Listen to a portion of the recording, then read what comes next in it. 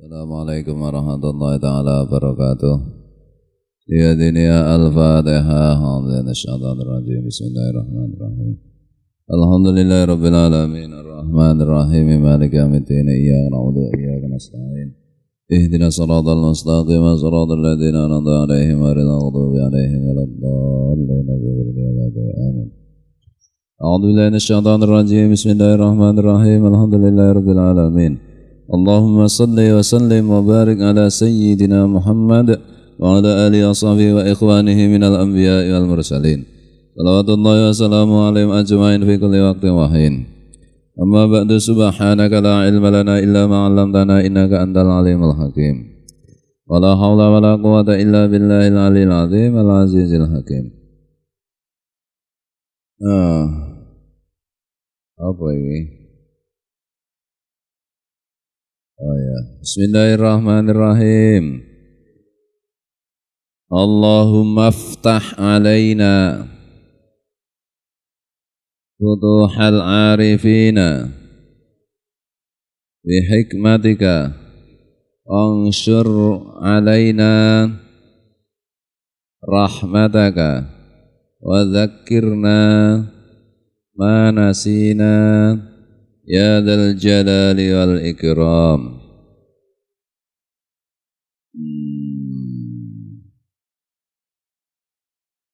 Wal yahdar kullal hadar, dan benar-benarlah engkau takut dengan segenap rasa takut, engkau waspada dengan segenap waspada. Man umira bima'rufin wa nuhya 'anil munkari, terhadap orang yang memerintahkan kebaikan dan melarang kemungkaran, waspadalah atau jauhilah atau takutlah dari melakukan minal kibri, dari rasa sombong, wal anafati, dan dari rasa congkak, waradil haqi, dan dari menolak kebenaran, wal qauli li amirihi, dan mengomel kepada orang tersebut, wanahihi, apa? Nahi gini apa?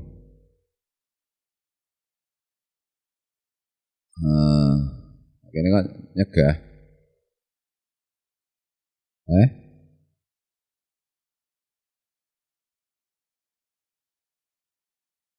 Wanahihi, panggil apa? Ya.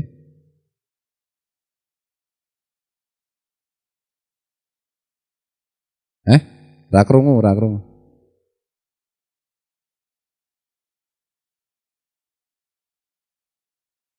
Pangile wal yahdar.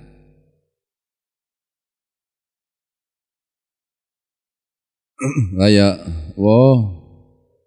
lah ya kan pangile memang nang man sejak tadi. Aku ki takon ning wanahi iki lho. Kosakata ini kan sudah benar toh.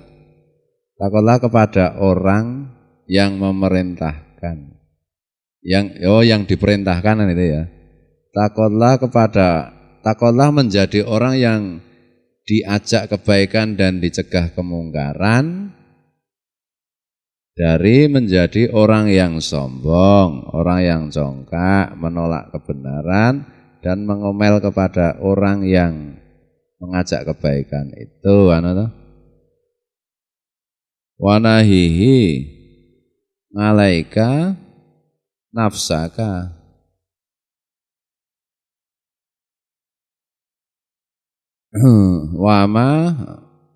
wanahihi ngalaika nafsaka. Akhirnya apa yang ngatai? Dan berbuat dan apa jenenge? Dan mencegah perbuatan buruk, mencegah jangan sampai berbuat buruk pada orang itu. Ngalaika nafsaka, dan terimalah menerima dan engkau terimalah dalam dirimu. Maksudnya ini kalau ada orang yang mengajak kebaikan dan mencegah kemungkaran, jangan sampai kita itu bersikap sombong. Jangan sombong kepada orang yang mengajak kita kebaikan atau melarang kita berbuat kemungkaran itu.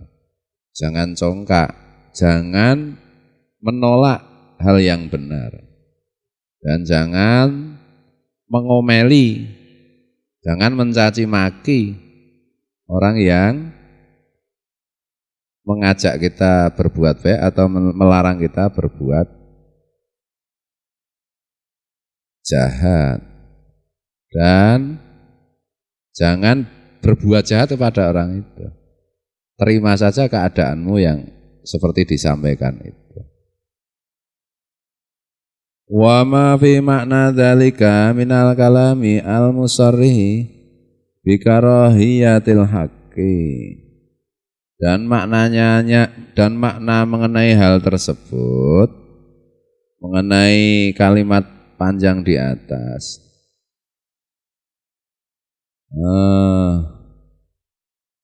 yang bisa menjelaskannya itu adalah yang musharrah, yang benar, yaitu adalah sikap benci kepada kebenaran. Jadi kalau sombong, kalau menolak kebenaran, kalau congkak, kalau mengomeli atau mencaci maki orang yang mengajak kebaikan, melarang kemungkaran, serta berbuat jahat kepada orang tersebut, itu nanti jadinya maknanya itu menjadi membenci kebenaran. Nah, membenci kebenaran kan sangat berbahaya. Fa inna yukhsha alaihi inda dzalika min nuzuli maqatillahi bihi wa hululi ghadabihi alaihi. Sebab kalau sampai membenci kebenaran, dikhawatirkan nanti orang seperti itu akan turun kepadanya kemurkaan Allah dan ghadab Allah kepada orang seperti itu. Kalau orang membenci kebenaran, itu nanti murka dan ghadab Allah itu akan turun kepada orang itu. Hukuman dari Allah, bukan hukuman kan belum tentu murka toh. Murka itu kan lebih dari hukuman toh. Kalau dimurkai itu pasti dihukum. Kalau dihukum belum tentu juga sampai dimurkai. Wa yakunu haluhu kahaliman qala Allahu fihi idza qila lahu ittaqillaha akhadatul izzatu bil ismi fa hasbuhu jahannam wala bi'sal mihad. Dan jadilah orang yang seperti itu, yang dimurkai Allah seperti itu, yang membenci kebenaran seperti itu, sebagaimana orang yang difirmankan Allah dalam ayat idza qila lahu taqillaha akhadathul izzatu bil ismi fa hasbuhu jahannam wala bi'sal mihad. Ketika dikatakan kepada seseorang, kepada orang tertentu dengan perkataan takutlah engkau kepada Allah, maka orang itu rasa sombongnya akan menguasai orang itu. Ya, kena piye lek ngerteke limate karang ya nerjemahke bahasa iki ra gampang. Akhadatul izzatu bil ismi. Maka rasa sombong atau sifat sombong orang itu akan membuat orang itu berbuat dosa, maksudnya ini menolak, membenci kebenaran. Fahasbuhu jahannam, maka untuk orang seperti itu naudzubillahi min dzalik, cukuplah neraka jahanam. Wala bi'sal mihad, dan neraka jahanam itu adalah seburuk-buruk seburuk-buruk tempat tinggal.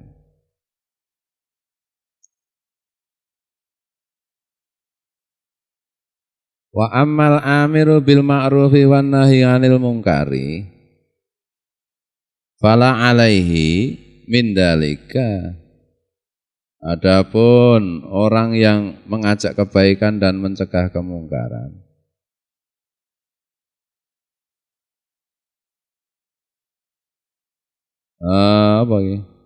maka tidak boleh orang itu berbuat keras, maksudnya apa jenenge mencaci maki dan seterusnya. Wa in rudda alaihi qalu kana ablagha fi sawabihi wa adama fi ajrihi. Kalau ajaannya atau cegahannya itu,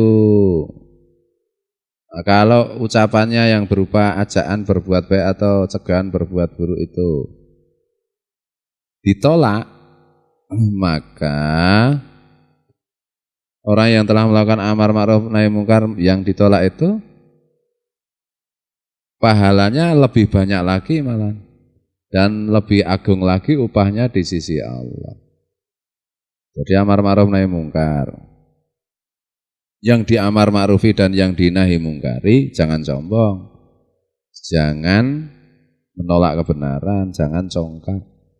Kalau begitu nanti bisa masuk golongannya orang yang membenci kebenaran.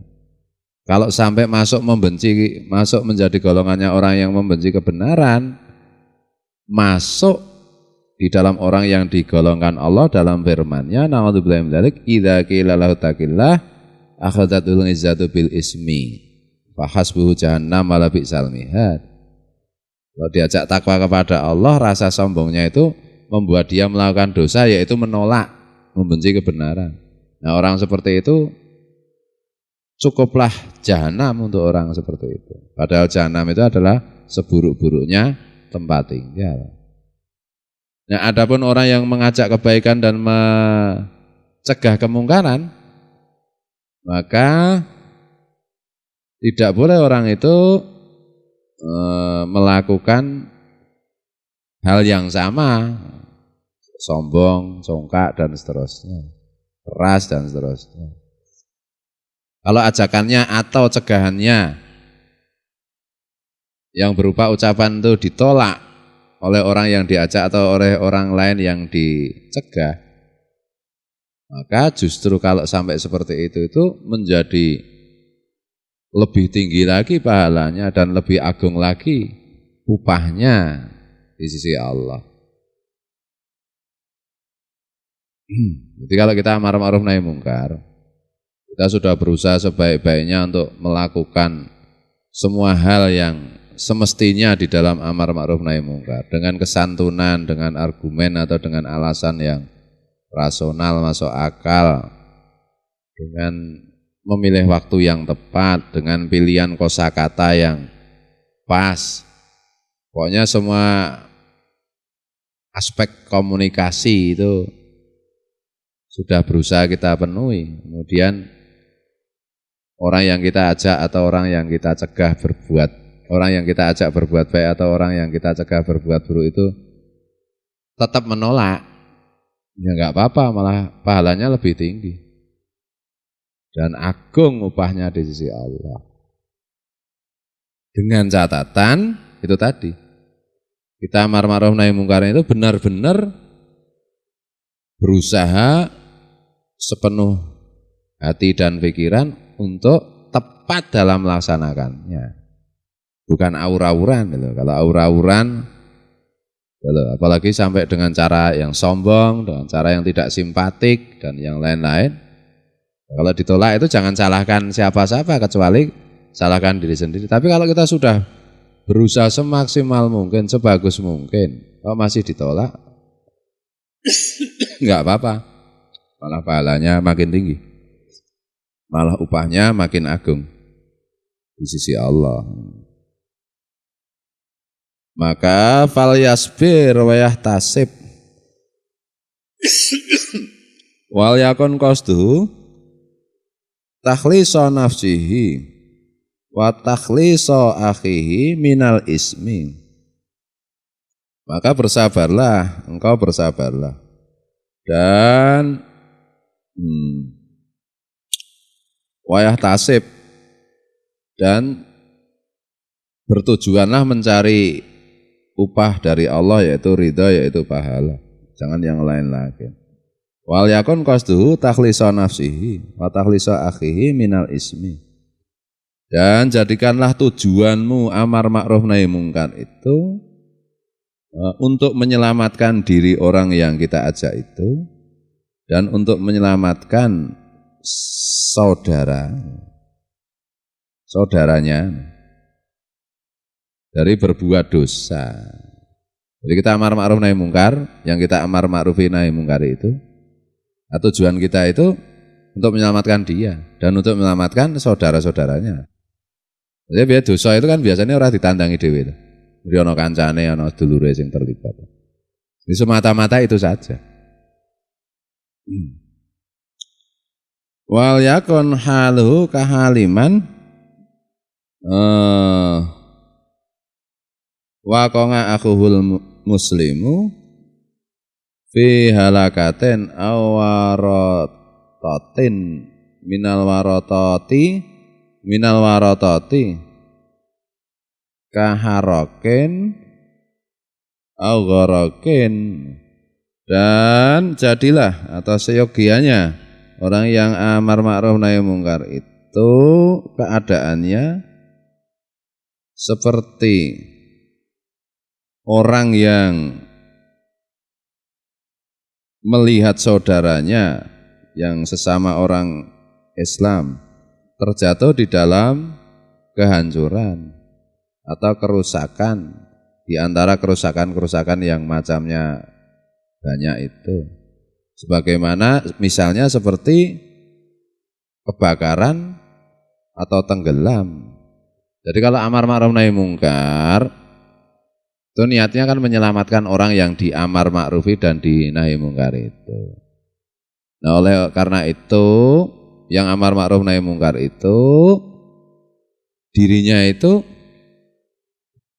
dalam keadaan melihat orang yang diamar ma'rufi atau dinahi mungkar itu seperti orang yang sedang hancur, seperti orang misalnya seperti orang yang kebakaran atau orang yang tenggelam.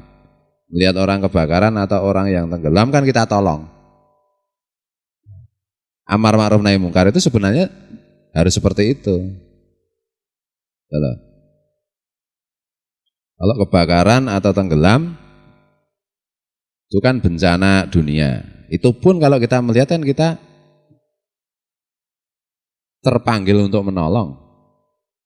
Otomatis kita menolong. Begitu juga kalau orang itu tidak berbuat baik atau melakukan kejahatan. Itu kan dia sedang mengalami tenggelam atau terbakar di akhirat nanti. Nah, kita harus lebih terpanggil lagi untuk menolongnya dalam bentuk amar ma'ruf nahi mungkar. Jadi di situ nggak ada kepentingan apa-apa kecuali kepentingan menolong. Sedangkan kalau kita melihat orang yang terkena bencana dunia saja, kita itu terpanggil menolong. Apalagi kalau melihat orang terkena musibah atau bencana akhirat, kita mestinya sudah sewajarnya merasa lebih terpanggil lagi untuk menolong.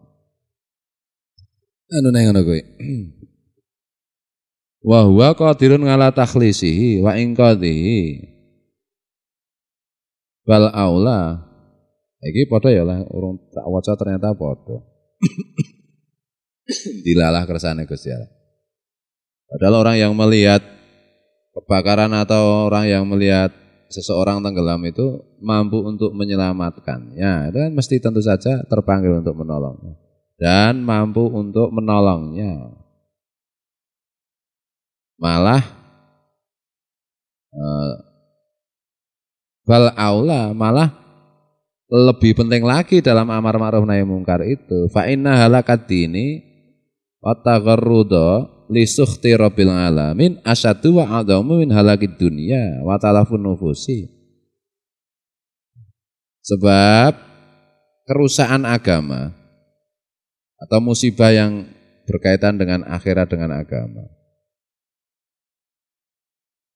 itu serta penghadapannya seseorang kepada murka Allah, murka Tuhan semesta alam, itu lebih berat dan lebih agung daripada sekedar bencana dunia dan daripada sekedar rusaknya nyawa.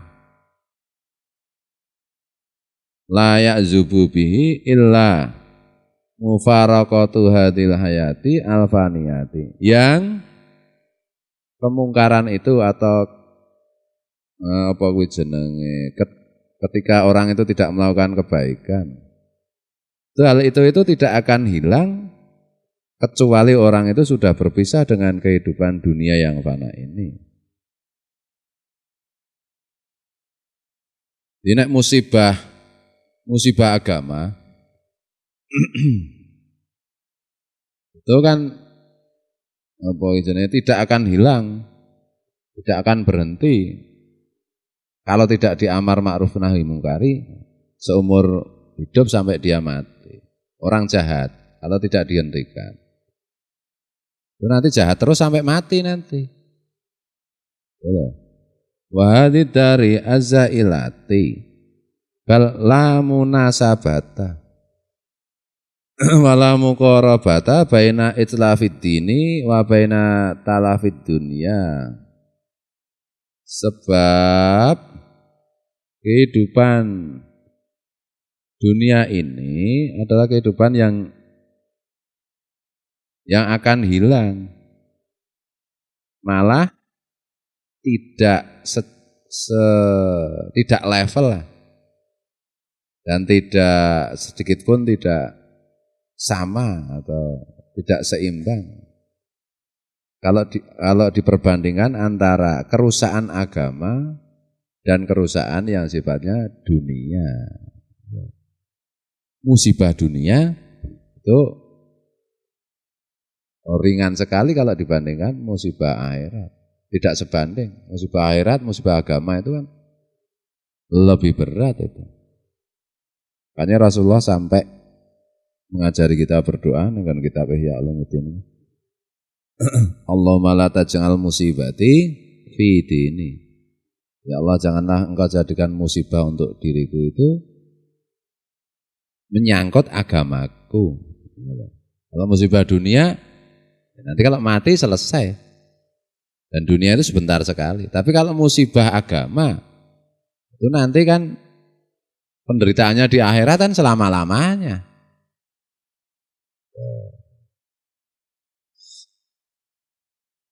Tapi secara umum orang kan melihat bahwa musibah agama itu terasa lebih ringan. Karena akibatnya nanti di akhirat belum kelihatan kan itu. Sementara kalau musibah dunia itu karena akibatnya langsung terlihat, itu dianggap lebih besar. Hanya kemarin sing do ngaji belajar maca kitab itu kan baca kitab Arba'in ya. Itu kan di situ ada kebiasaan para tabingin itu. Misalnya si A sama si B itu sama-sama tabingin.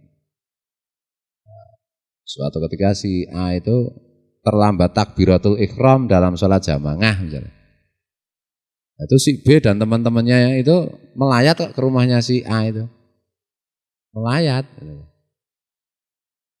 Jadi itu seperti sebuah kematian saja terlambat dari takbiratul ihram imam itu.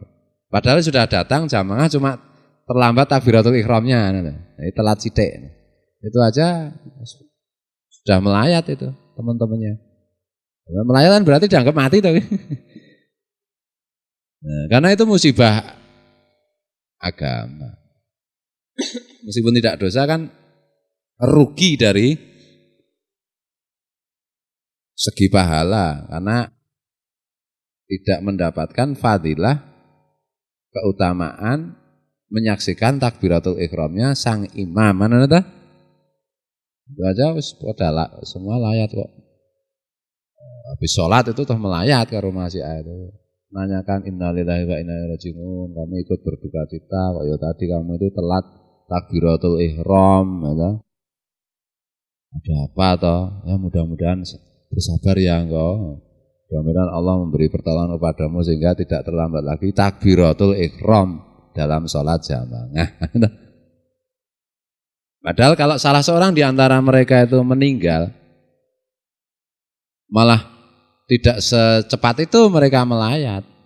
Nah memang kematian badan itu sebuah kepastian bagi semua orang yang hidup di dunia ini. Jadi ya, oh si A mati, oh ya memang si A hidup itu ya pasti mati. Ya nanti melayat, nah, gitu. Tapi kalau si A tadi terlambat 1 rakaat, kita harus melayat tuh, musibah. Adalah, mana lah sat, mana dah? Neng kene iki jamane mung telat, raja mangahwe rano sing layat. Saya diungsum ke sat. Sing misalnya saat subuh raja mangah ngono layat sing jamaah ngono. Sing paling akeh dilayati mesti margi ya. Layat sapa sing ngrasa jamaah subuh iki? Oh margi Kang margi. Oh layat yo. Dodok innalillahi wa inna ilaihi raji'un. Kudune ngono perlu disalatke jenazah ra kan. Karena itu musibah agama. Itu belum sampai melakukan dosa loh. Baru kehilangan potensi pahala itu sudah dianggap musibah. Apalagi kalau maksiat.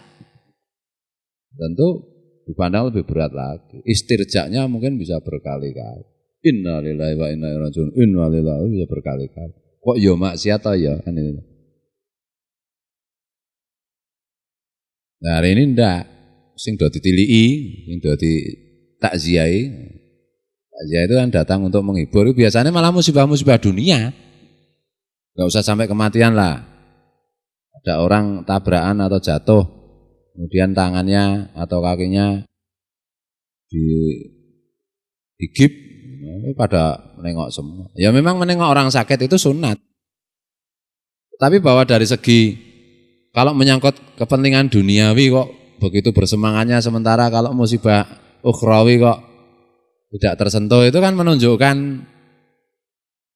seperti dalam ayat-ayat Al-Quran yang Allah itu menegur orang-orang Yahudi itu, mereka begitu rakus kepada kehidupan. Mereka ingin hidup selama-lamanya, seolah-olah mereka itu ingin hidup selama-lamanya di dunia. Ambisius banget dengan kehidupan dunia. Sakit sedikit aja dipersoalkan. Terlambat salah jamaah tidak dipersoalkan. Atau maksiat itu kan sakit di akhirat nanti. Ranya ngaji, Dan Agung wingi aku ya arlayat ini Mas Agung. Tuh ketok ya wis ra sida layat, Gung. Dulu saya itu kalau dengan waktu menjadi santrinya Pak D. Busro ke Haji Haji Muhammad Busro itu enggak berangkat 2 hari saja. Itu Pak D. Busro itu udah mendatangi rumah saya. Lihat, Assalamualaikum, Waalaikumsalam. Wis urip ta kowe? Ya wis, tak kira mati kok ram yang ngaji gitu. Aku tiwahno aku layat. Ning ya iki ya layat bab kowe ora ngaji sampai gitu. Padahal itu kan tidak berangkat ngaji kan ya tidak sampai dosa toh kalau kurang dari 40 hari. Cuma dengan tidak berangkat ngaji kan tidak dapat pahala ngaji. Kalau padahal pahala ngaji luar biasa besarnya, misalnya gitu loh. Ini bedanya orang dulu dan orang sekarang. Itu kebiasaan tabingin ya itu. Oke. Jamal kayak begitu. Sesuk tak kira aku layat nang nggonamu san. Aku tuh pamit mulai nek nang omah kan layat kadon. Nah, janjane kayak begitu.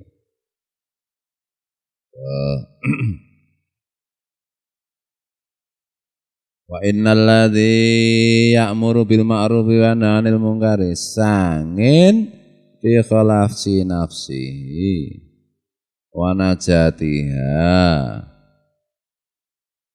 Sawaun ukhidha biqaulihi am lam yu'khad bihi. Kaitannya apa? Tiba-tiba kalimatnya seperti ini. Sebab orang yang beramar ma'ruf nahi mungkar itu adalah orang yang berjalan dalam rangka menyelamatkan dirinya sendiri.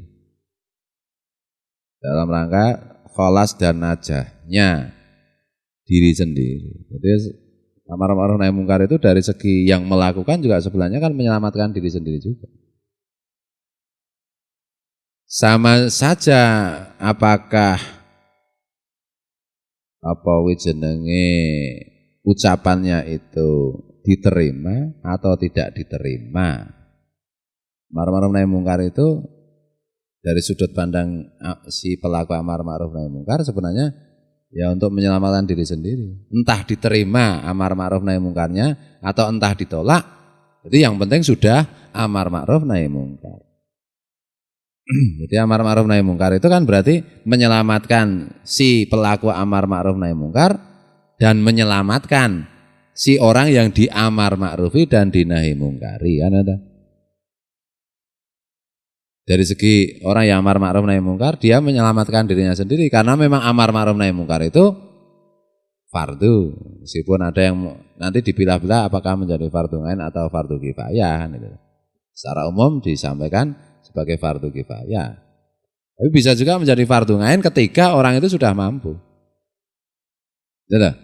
Apalagi kalau sudah diperintah Rasulullah. Makanya kiai itu nggak bisa berhenti untuk amar ma'ruf nahi mungkar. Tidak boleh berhenti. Kalau ngon kesel aku ya kesel. Ya kadang-kadang ya jengkel ya.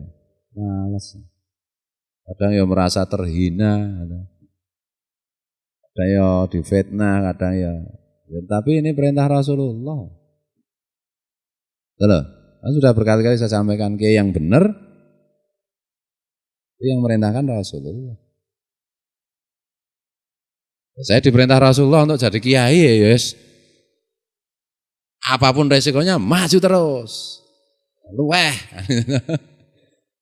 Nah, kecuali kalau Rasulullah wis cukup le dadi kiai, ya mandek aku sak nalika. Wis pondake. Tapi biasanya Rasulullah kalau nyuruh ya enggak ada hentinya.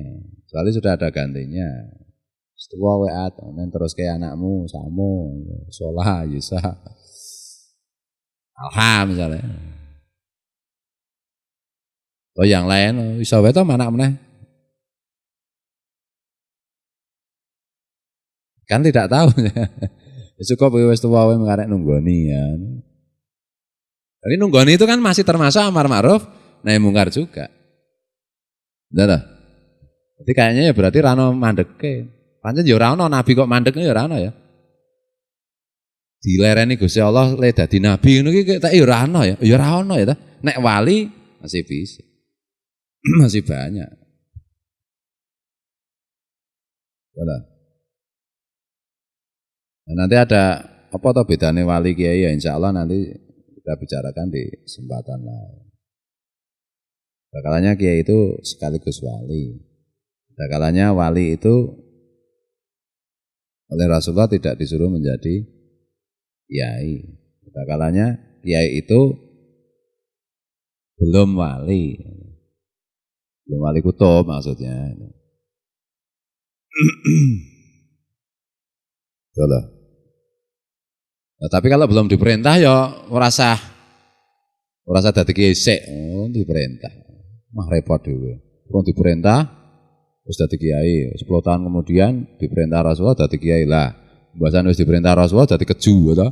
Ya malah kesel ta ya. Mumpung urung diperintah ki rasa ceniningan.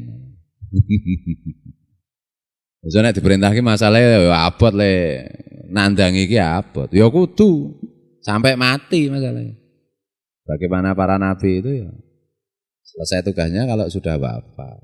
Al ulama warasatul anbiya, al kiai warasatul anbiya itu ulama kiai itu penerus nabi. Jadi podo, tidak ada pensiunnya. Ya beneran loh, bukan kiai jadi-jadian loh. Naudzubillah min dzalik. Kiai jadi-jadian atau kiai ini memang macan ya. Orang Jawa kan bilang macan ini kiai ini.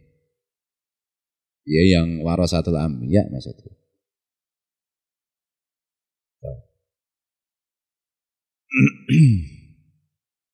Bismillahirrahmanirrahim. Boleh jadi seorang kiai itu melakukan kesalahan, melakukan kekeliruan, melakukan kemaksiatan, keterpelesetan itu boleh jadi iya. Kenapa saya bilang begitu? Nah, Rasulullah sendiri pernah bersabda, jangan kamu ghibah atau membicarakan keburukan ketika seorang ulama melakukan kesalahan. Karena kamu belum selesai ghibah, belum selesai membicarakan, Allah sudah mengampuni dosa ulama itu. Benar loh? Ya karena ulama kan tahu bagaimana mohon ampun kepada Allah. Dan Allah juga cepat memberi ampun kepada ulama karena yaitu pilihannya kekasihnya Allah, ya pilihannya Rasulullah. Gitu. Makanya berkali-kali saya bilang, rasani kiai iki ya sing wangun ya, sing rasani ya padha-padha kiai kan itu toh. Burung kiai kok ngrasani kiai ya antemi sisan gitu. Ya maksudnya antem iki maksudnya gitu. Nanti lek ngrasani urung rampung, Allah sudah mengampuni dosa-dosa si ulama itu.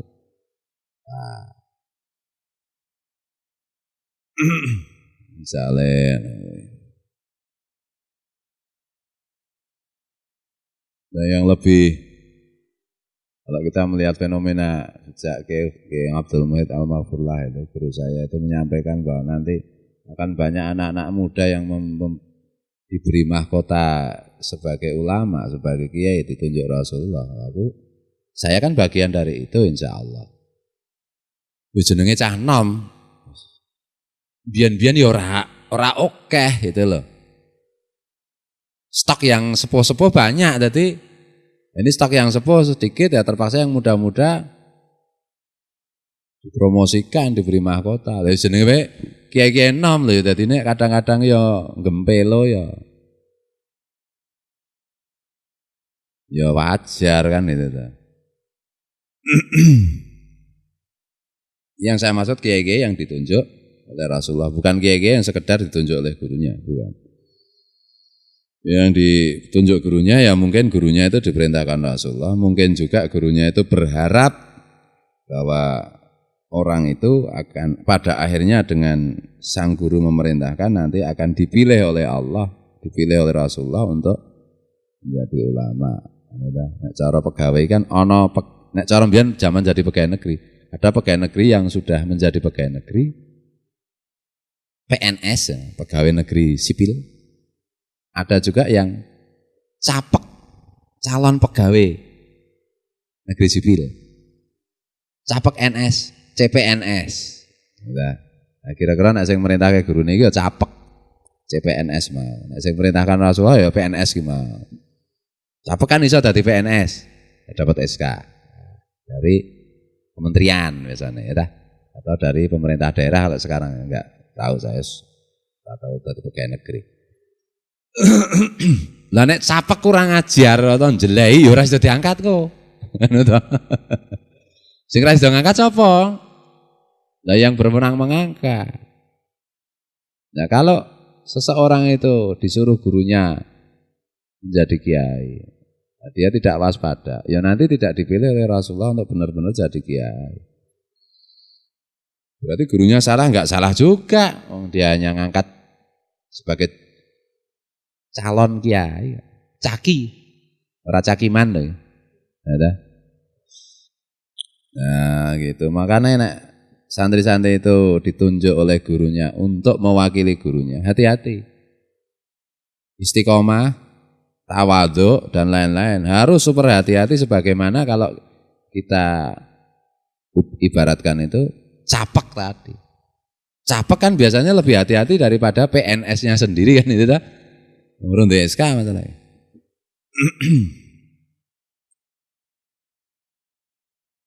Bismillahirrahmanirrahim. Kok tekanan ini ya amar ma'ruf nahi munkar. Sudah lama kita tidak membicarakan itu ya.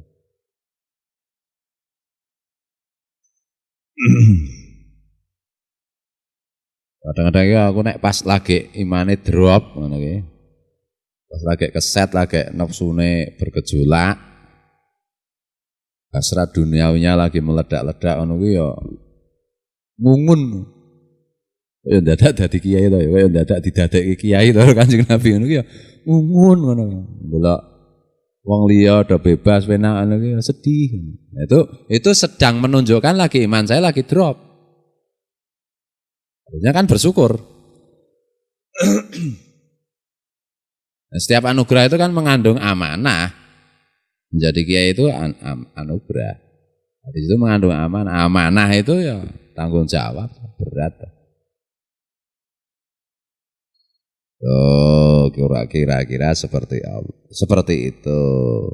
Allah dan Rasulnya lah yang lebih tahu.